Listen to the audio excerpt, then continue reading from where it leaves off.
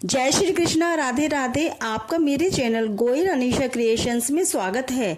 एकादशी महात्म्य की व्रत कथाओं की श्रृंखला में आज मैं आपके लिए अजा एकादशी की व्रत कथा लेकर आई हूँ। भाद्रपद महीने की कृष्ण पक्ष की एकादशी को अजा एकादशी कहते हैं।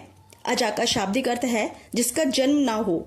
मान्यता है कि इस दिन विष्णु भगवान के श्री हरि रूप की पूजा और व्रत करने से अतीत में किए गए सभी पापों के प्रभाव से मुक्ति मिलती है। आइए अजा एकादशी के व्रत कथा को प्रारंभ करते हैं। कुंती पुत्र युधिष्ठिर बोले कि हे जनार्दन, अब आप मुझे भादों की कृष्ण पक्ष की एकादशी के बारे में कुछ बतलाइए। उस एकादशी का क्या नाम है तथा उसकी विधि क्या है, सो सविस्तार सहित बताइए। श्री कृष्ण भगवान बोले कि हे राजर्षि, भादों के कृष्ण पक्ष के एकादशी को अजा कहते हैं।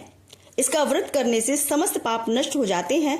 जो मनुष्य इस दिन भगवान की भक्ति पूर्वक पूजा करते हैं तथा व्रत करते हैं, उनके समस्त पाप नष्ट हो जाते हैं। इस लोक और परलोक में सहाय करने वाली इस एकादशी व्रत के समान विश्व में दूसरी एकादशी नहीं है। इस एकादशी की कथा इस प्रकार है। प्राचीन काल में एक चक्रवर्ती राजा राज्य करता था। उसका नाम हरिश्चंद्र था। वह अत्यंत वीर, प्रतापी तथा सत्यवादी था। उसने किसी अज्ञात कर्म तथा प्रतिज्ञा से राज्य का त्याग कर दिया और अपनी स्त्री तथा पुत्र को बेच डाला। वह स्वयं एक चांडाल के यहाँ बिक गया था। उसने उस चांडाल के यहाँ कफन लेने का काम किया, परंतु उसने आपत्ति के काल में भी सत्य का त्याग नहीं किया। जब इस प्रकार रहते हुए उसको बहुत वर्ष हो गए तो उसे अपने इस नीच कर्म पर बड़ा दुख हुआ और वह इससे मुक्त होने का उपाय सोचने लगा। वह इस जगह सदैव इसी चिंता में लगा रहता कि मैं क्या करूं।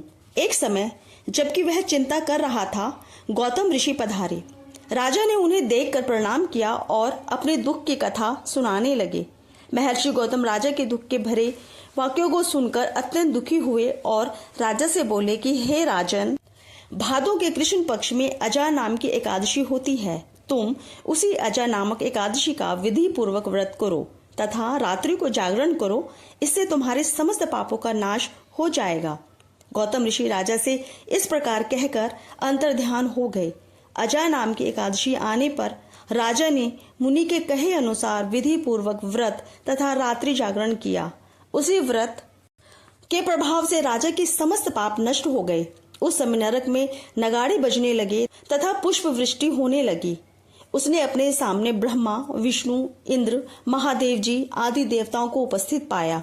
उसने अपने मृतक पुत्र को जीवित तथा स्त्री को वस्त्र तथा आभूषणों से युक्त पाया।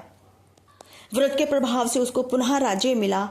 अंत समय अपने परिवार सहित स्वर्गलोक को गया। हे राजन, यह सब अजा एकादशी के व्रत का प्रभाव था। जो मनुष्य इस व्रत को विधि पूर्वक करते हैं तथा रात्रि जागरण करते हैं, उनके समस्त पाप नष्ट हो जाते हैं और अंत समय में स्वर्ग को जाते हैं। इस एकादशी की कथा के श्रवण मात्र से ही अश्वमेघ यज्ञ का पुण्य मिलता है।